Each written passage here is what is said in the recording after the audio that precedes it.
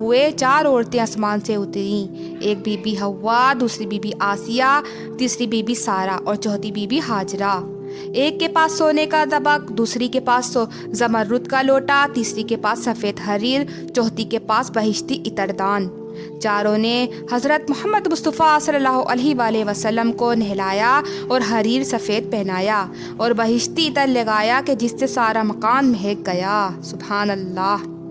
میرے پیارے آقا کی والدہ ماجدہ فرماتی ہیں کہ میں نے گود میں لیا، آپ اس وقت میری گود سے اترے اور سجدے میں جا کر عرض کرنے لگے، یا رب حبلی امتی، یا رب حبلی امتی، یعنی یا اللہ میری امت کو بخش دے، یا اللہ میری امت کو بخش دے۔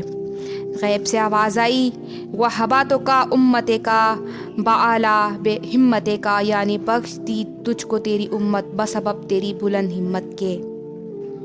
اور حکم ہوا